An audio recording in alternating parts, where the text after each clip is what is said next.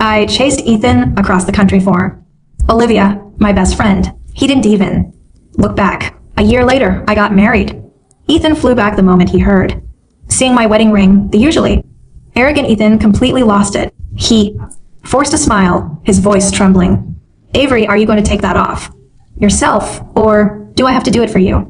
I'll buy you any ring you want. Just get rid of that one, please. It was a small wedding, just a dozen close friends and family. My husband, David, doted on me, taking care of everything, so I could relax and chat with Olivia. I thought you'd wait for Ethan forever, she said, watching me with a knowing look. I gave a small laugh. I thought so, too. Does he even know you're getting married? I shook my head. No, and there's no need for him to know. She paused. I heard he booked a flight last night like a madman. Flew back from California as soon as he could. I didn't say anything. He was probably panicking because Olivia had taken off again, just like before, when she'd gotten upset with him and flown to California. Ethan had booked a flight right in front of me to chase after her. I remember having my period, then shivering even under a pile of blankets. I sat there watching his long fingers tap on his phone screen, securing his flight. I'd bitten back the tears, still hoping to change his mind. Ethan, please don't go. I'd begged. He'd looked at me, a careless smile playing on his lips. Be a good girl and stay home. I'll bring you back a present. He tilted my chin up, kissed me lightly, and tucked the blankets around me. Necklace or bracelet? I hadn't said anything. Ethan loved giving jewelry. He'd showered me with it, but never a ring. He didn't give Olivia much, but every gift was a ring. I took a deep breath, looking at his handsome face, his pale skin. Can you please stay? His smile faltered. He patted my head. You know how things are between us. I was speechless. Ethan was someone I'd pursued relentlessly. He had had one condition. Our relationship had to remain secret, especially from Olivia. I was the backup plan. I had no right to stop him, even though we lived together. And he'd even taken me to a few family gatherings. Seeing my silence, he'd kissed my forehead. Be good. I'll bring you a gift. When will you be back? I'd asked quietly. He'd stood up, buttoning his shirt. A few days. He probably hadn't expected Olivia's getaway to turn into a year-long study abroad program, forcing him to stay with her. Watching his tall figure disappear through the doorway, I sighed. As if sensing my unhappiness, he turned back. Before I go, is there anything you want me to do? Anything at all? I'd thought for a moment. Could you help me find someone? His name is Daniel. He's a war photographer. His face darkened. What's he to you? If you don't tell me, I won't help. I bit my lip. He's my brother, my cousin's son. His expression softened. He nodded. I'll see what I can do. Then he left. I watched him go, pulling a photograph from my wallet. It was a picture of a lean, handsome man, strikingly similar to Ethan. I traced his features. Ethan had such a terrible memory. I told him I grew up in foster care, that I didn't have any cousins. I told him about the boy in the foster home who'd looked after me, how we'd grown up together. He'd heard, but he'd forgotten. He never questioned why I was so drawn to his face. Just his face. Ethan really loved Olivia, even after all these years of her indecisiveness, her refusal to commit. He was devoted. And I really loved Ethan. Or rather, his face. The face that looked so much like Daniel's. I was grateful to Ethan. He'd been my lifeline. I'd lost contact with Daniel 3 years before I met Ethan. Everyone said he was gone. I was a walking ghost until I saw Ethan, a year younger than me, a junior at my college. Seeing his face, so like Daniel's, I wept. I'd found ways to be near him, doing everything for him without asking for anything in return. Everyone knew I was Ethan's shadow, carrying his bag, his jacket, fetching things for him, relaying messages between him and Olivia, taking care of him when he was drunk. Maybe I was too good to him, too devoted for him to ignore. So one night, after a fight with Olivia, he pulled me into his arms, drunk and slurring. You like me, don't you? Looking at that face, I nodded. From that day on, I became Ethan's secret girlfriend. If A. Backup plan could be called A. Girlfriend, that arrangement lasted for 6 years. Ethan and Olivia never worked out, but somehow he and I ended up living together. Sometimes he'd hold me and say, Avery, you're the best woman. To me, you don't even care about my money. I wouldn't refuse it if you offered. I teased, but you don't ask for it.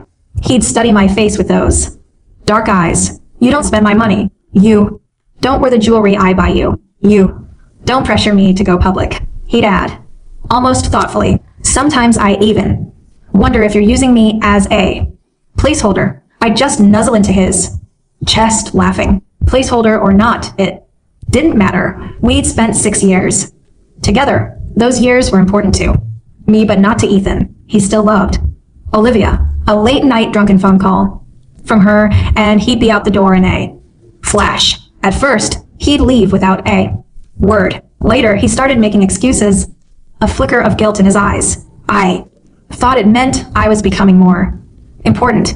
I was wrong. He still chased after Olivia, leaving the country without a backward glance, and he was gone for a year. He came back once. During that year, drunk, he called me to pick him up. He was in a VIP room at a club video chatting with Olivia. Seeing me, he beckoned me over. Avery, come here. He turned the phone to me. Let me introduce you. This is my girlfriend of 6 years, Avery. Olivia's face was impassive, but her eyes lingered on me for a moment before a small smile played on her lips. Ethan, have you moved on? He smiled back. Yeah. Why would I keep chasing you when I have a wonderful, caring woman at home? Olivia watched as he put his arm around me and asked how long we'd been together. I answered, honestly, 6 years. Olivia hung up without another word. Even the usually composed Olivia couldn't hide her shock. Ethan's arm tightened around me, then suddenly went still. That night, he'd held me close as we slept. Then he'd taken a phone call. When he came back, he kissed me relentlessly, watching me all night. By morning, his voice was Horsero. Avery, it's over between us. I hadn't slept either. I'd overheard his phone call. Olivia had told him to break up with me. She said if he did, she'd be with him. I knew I couldn't compete. I simply nodded, turning away to hide the tears welling up in my eyes. He held me from behind, his grip tight. He whispered in my ear, I found your cousin's son. He's not dead. He has amnesia, and he's living overseas. My whole body went rigid. I turned to face him. Can you bring him back? He kissed my lips one last time. Yes, I owe you that. He left that same day to go back to Olivia. A few days later, I saw Daniel. He was in the best hospital with the best doctors. His memory soon returned. He remembered me. Daniel had been injured and lost his memory while saving a child in a war zone. The moment he woke up, he held me tight, his voice gentle in my ear. I'm so sorry you had to go through all this while I was gone. I burst into tears. The emptiness inside me finally began to heal. Daniel and I had lost 10 years. We didn't want to waste another moment. We got engaged quickly. He asked if I had loved anyone else during those 10 years, warning me not to rush into anything I'd regret. Ethan's face flashed through my mind, then vanished. I shook my head, smiling. No. I traced the scar on Daniel's hand, a reminder of his bravery. No, repeated firmly. Before Daniel asked, I'd had a recurring dream about Ethan.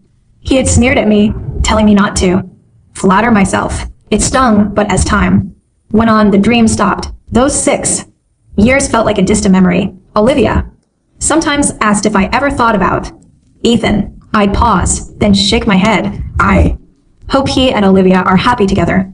I'd say it's best we forget each other. At least I was trying my best to forget. But a few days later, Daniel and I ran into one of Ethan's college friends at a restaurant. He rushed over. Dude, why didn't you call when you got back? He stopped dead, staring at Daniel in shock. Daniel looked a lot like Ethan, except for the scar on his forehead and the fact that he carried himself with a quiet strength, not Ethan's careless swagger. Ethan's friend looked back and forth between Daniel and me. Avery is This? He seemed to struggle for words. Did you cheat on Ethan? I shook my head. We broke up. He looked even more surprised. Ethan said you were still waiting for I cut him off. This is my fiancé. We're getting married soon. He was stunned. He stared at our clasped hands, then turned and hurried away, muttering into his phone. I started to explain to Daniel, but he just laughed. It's in the past. Why bother talking about it? He brushed my hair back from my face. I can't expect you to wait 10 years just because I was gone for 10 years. Tears welled up in my eyes. I suddenly felt overwhelmed with emotion. For the first 3 years after Daniel disappeared, I clutched my phone, waiting for news. It never left my side. 24/7. Every unknown number made my heart leap. The first year, I hoped for a call, telling me he was injured but coming home. The second year, I just prayed he was alive. By the third, I was terrified of every phone call, but I had to answer. When Ethan appeared, I was officially diagnosed with severe anxiety and panic disorder. His face was the only thing that kept me going. Being his backup plan wasn't easy, but I couldn't stay away from that face. I needed it to survive. Did I love Ethan? I didn't. No, but I was grateful to him. So grateful that even when everyone mocked me for being his second choice, I didn't care. For 6 years, in my eyes, he was a good person, someone who saved me. I thought I'd left a good impression on him, that he'd at least remember me as being understanding. I never expected him to call me a liar, his voice laced with bitterness and betrayal. The sea breeze off the coast was cool, carrying the sharp, clean scent of salt and damp pine. Inside the glass-walled pavilion of the villa, the atmosphere had been warm and light just moments before. The small gathering of a dozen friends and family had been laughing, the soft clinking of champagne flutes blending with the gentle wash of the waves outside. The pavilion had gone quiet in that particular way, where everyone is still talking, but the room has shifted. Ethan was standing at the entrance. I'd heard the door open behind me, but hadn't turned. I knew before I turned. Something in the quality of the silence told me, the way conversations shortened, the way Olivia's eyes moved past my shoulder and then came back to me with something careful in them. I turned. He was still in travel clothes. Dark jacket collar slightly wrong. The particular look of someone who had gone directly from a plane to a car to here, without stopping for anything. His hair wasn't bright. Ethan, who had always been impeccably composed, looked like he'd fought his way through an airport and lost. His eyes found the ring. Immediately, I watched his face. He forced a smile. It didn't reach anywhere near his eyes. Avery. His voice was steady, barely. Are you going to take that off yourself, or do I have to do it for you? The room was still. I looked at him. Then I looked down at the ring on my finger. A simple gold band. Daniel had asked what I wanted, and I'd said simple. And he hadn't argued, hadn't suggested something flashier, hadn't tried to impress anyone. Just simple. Just the thing I'd asked for. I looked back up at Ethan. I'll buy you any ring you want, he said. His voice had dropped. Just get rid of that one. Please. The police surprised me. In 6 years, Ethan had said please to me fewer times than I could count on one hand. He said it to clients. He said it to Olivia. He had never said it to me with that particular texture, tight like it cost him something to produce. I didn't move. Ethan. Olivia had come to stand beside me. Her voice was quiet. Why are you here? He looked at her. Something shifted in his expression. The old reflex, the one that always reorganized his face when Olivia was in the room, but it didn't complete the way it used to. His eyes went back to me. Tell me, this is some kind of joke, he said. It's not. You don't even know him. I've known him my whole life. He stared at me. Daniel had come to stand at my shoulder. Not in front of me, not positioning himself between us, just beside me. Present. I felt his hand touch the small of my back, light, asking nothing, just there. Ethan's eyes moved to him. For a moment, nobody spoke.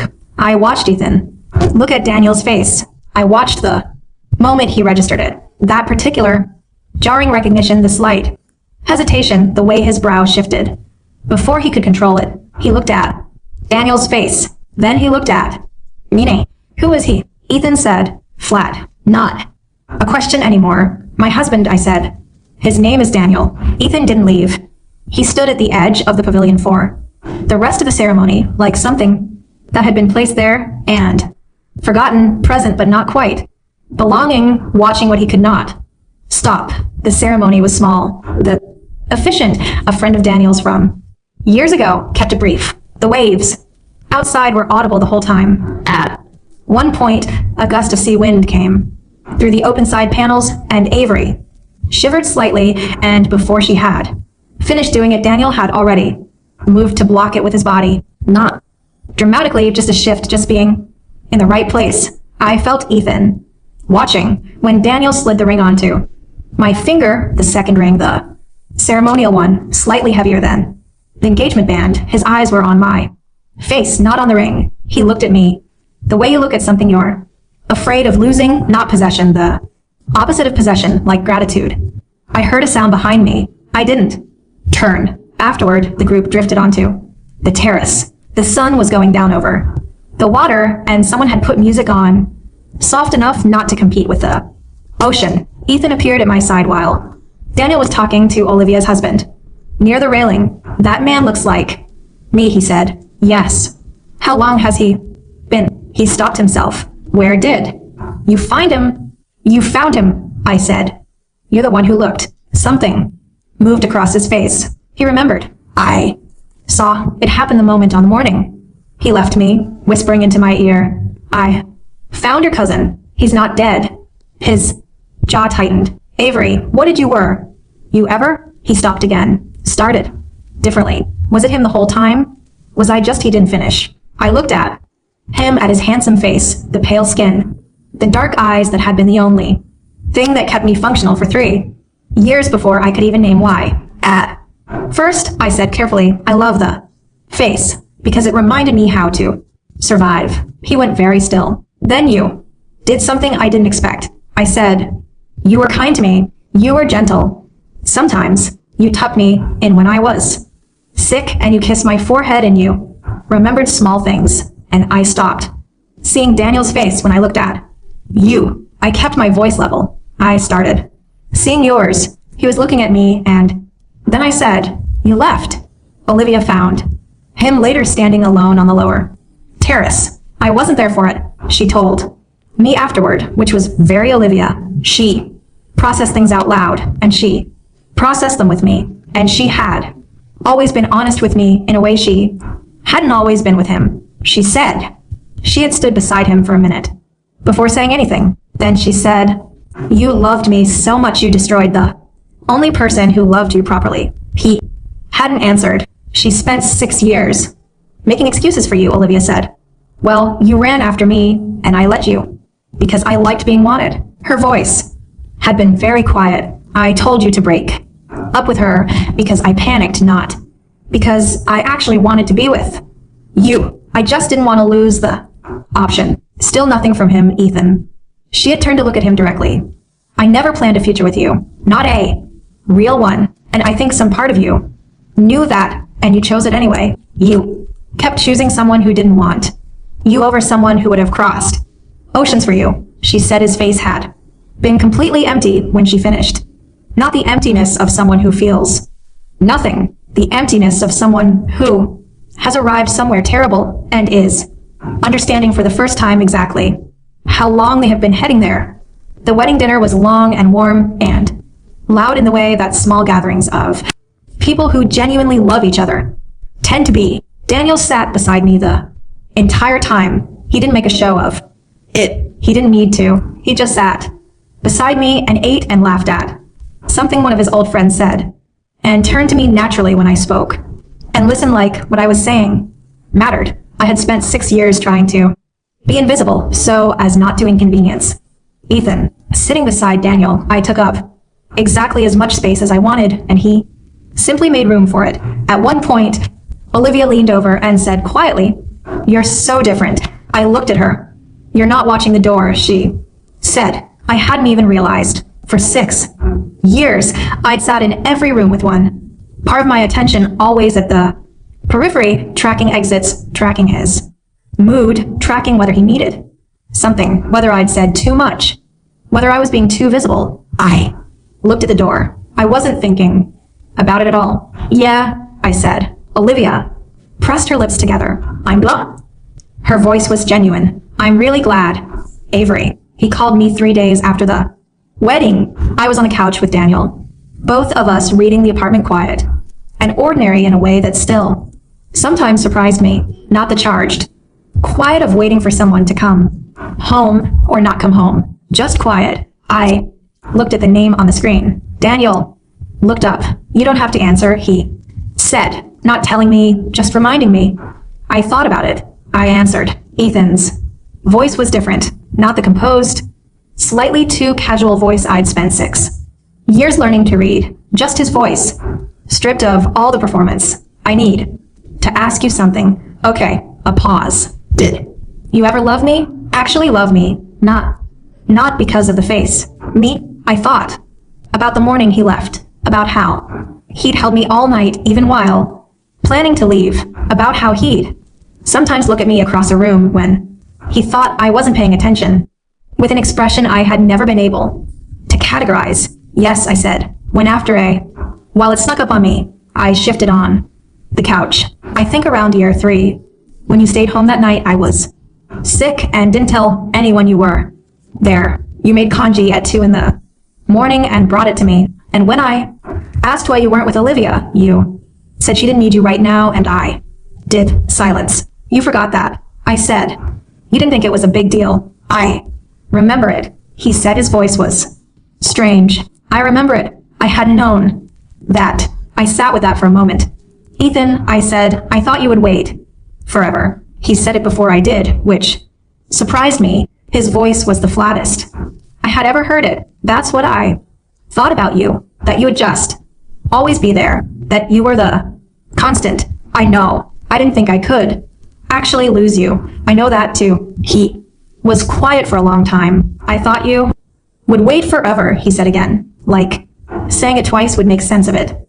I thought you were the one thing I didn't have to worry about. You were just there. I spent 10 years waiting for someone who disappeared, I said. I wasn't going to spend another 10 waiting for someone who kept leaving on purpose. The sea breeze came through the open window. You only noticed I was gone, I said, after someone else gave me the ring. You never planned to. He didn't say anything. I'm not angry, I said, which was true. The anger had burned itself out a long time ago, quietly without ceremony, sometime between Daniel waking up and Daniel asking me to marry him and me understanding what it felt like to be someone's answer instead of their question. I want you to know that I'm not angry. I know his voice was rough. That's worse. Yeah, I said, I know. He called Olivia 2 weeks after that. She told me he'd sounded different. She said he'd finally stopped trying to sound like things were fine. He told her he was thinking about leaving New York for a while. She'd said she thought that was a good idea. She said he'd asked her one last thing before he hung up. Did she ever seem like she was getting ready to leave before Daniel? Any signs? Olivia had thought about it. She asked you to stay once, she said, and you told her you'd bring her a present. A long silence. Every single time she asked you for something real, Olivia said you gave her something that cost money. Instead, she said the call had ended. Shortly after that, thank you for listening to Channel Gold Novel. A year later, Daniel and I went back to the coast. Not the same villa, different, smaller. Ours. We'd rented it for a long weekend because Daniel said I still tensed up in crowded cities sometimes, which was true, and because I had started sleeping without the phone on my nightstand, which was newer. I'd stopped keeping it there about 4 months after the wedding. The first night I put it across the room, I woke up twice from old habit. The second night once. The third night I slept through. Daniel noticed without commenting on it. He just started putting his own phone on his nightstand instead, charging both of them there, available if I needed it. That was the thing about Daniel. He noticed how I healed and then quietly reorganized himself around it. Not because I asked, but because he was paying attention. We were eating breakfast on the terrace when I picked up my phone and saw from a mutual acquaintance that Ethan had moved, not out of state, out of the country. London, the message said, fresh start. I put the phone back down. Daniel didn't ask who it was. After a while, he did ask, you okay? Yeah. I looked at the water. Yeah, I am. He picked up his coffee. I think I loved him, I said to the water more than to Daniel. At some point, I think it was real. I know it was, Daniel said. I looked at him. You were broken when I woke up, he said. Simply, not just from losing me, from something more recent, something that had been wearing you down for a long time. He turned his mug in his hands. Whoever he was, he didn't know what he had. I didn't say anything. Daniel set his coffee down. He reached across the table and put his hand over mine, not squeezing, just there. I looked at his scar. He'd gotten at saving a child he'd never met. He'd spent 3 years with no name and no memory, and he'd still been the kind of person who ran toward danger for someone else. I turned my hand over and held his. Ethan kept my number. I found out through the same way you find out things you weren't meant to. He mentioned it to someone who mentioned it, to someone who told Olivia, who told me, with a specific, careful expression of someone carrying information they aren't sure how to deliver. He'd never called again. He just kept it. Olivia said she didn't know what to make of it. I said I thought I understood. Some things you can't put down. Some things you hold on to, not because you plan to use them, but because the weight of them is still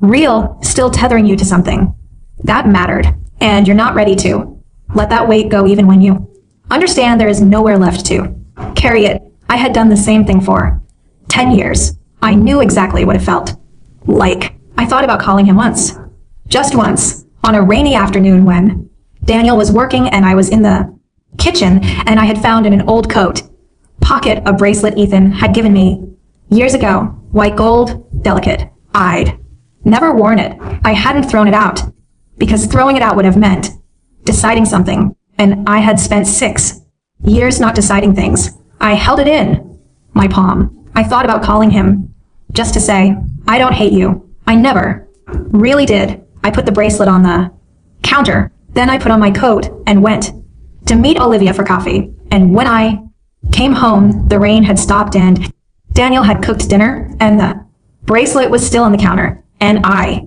left it there for another few days before putting it in a box with the rest of the jewelry and putting the box in the back of a closet. I didn't call. There wasn't anything left to say that hadn't been said. The thing about grief, real grief, the kind that takes up residence and doesn't announce its departure, is that it doesn't end all at once. It just gradually occupies less of the available space. And one day you reach for it and your hands close on nothing, and you realize the space it used to fill has been quietly taken over by other things, meals you cooked, sleep that came easily, someone's hand on the small of your back at a wedding, not possessive, just present. I wore my wedding ring every day, not because I needed to remember I was chosen. I didn't need the reminder anymore. I wore it because it was beautiful and it was mine. And Daniel had looked at my face.